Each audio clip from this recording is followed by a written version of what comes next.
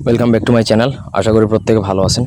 তো আজকে আমি আপনাদেরকে স্বামী বশীকরণে একটা তিলক দিব। আপনি যদি আপনার স্বামীকে নিয়ে খুব বেশি ঝামেলায় থাকেন, স্বামী আপনার কথা শুনে না, বদরাগী, এক কথায় আপনি যে কোনো কারণেই আপনার স্বামীকে আপনার নিয়ন্ত্রণে আনতে চান, স্বামী আপনাকে মারধর করে, টাকা পয়সা দেয় না সংসার চালানোর, স্বামী বিদেশ চলে গেছে, যোগাযোগ রাখে না, যে কোনো সমস্যার কারণে যদি স্বামী বশ করতে চান তাহলে এই তিলকটা স্বামী বশীকরণ তিলকটা প্রয়োগ করতে পারেন।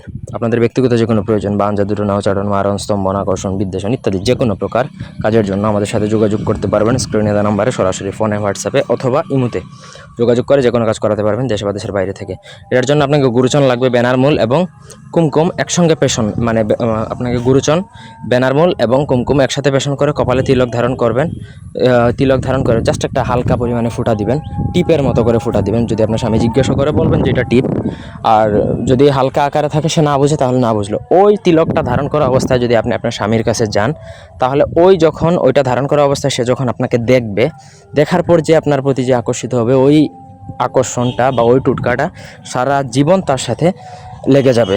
মানে টুটকা এমন একটা খতরনাক জিনিস, তন্ত্রমন্ত্র কিন্তু কাটানো যায় কিন্তু টুটকা কখনো কাটানো যায় না। একটা জিনিস মাথায় রাখবেন, টুটকা যদি কেউ কাউকে করে ফেলে সঠিকভাবে, তাহলে দুনিয়ার কোনো তান্ত্রিক ওঝার এই ক্ষমতা বা এই হেডম নাই যে ওইটা কাটানো।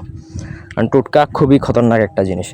আর যদি ওই তিলক ধারণ করা অবস্থায় স্ত্রীর সাথে যদি স্বামী যদি সহবাস করে ফেলে, তাহলে মনে করবেন যে শেষ, তার সারা জীবনের জন্য ওই স্বামী ওই স্ত্রীর বশীভূত হয়ে গেল। কিন্তু নিয়ম যেখানে যা যা বলা হচ্ছে সেগুলো কিন্তু আপনাকে ম্যানেজ করেই করতে হবে। উল্টাপাল্টা টুটকা করবেন না, উল্টাপাল্টা টুটকা করলে কাজে হিতে বিপরীত হবে।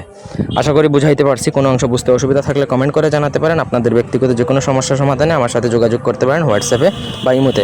ধন্যবাদ সবাইকে।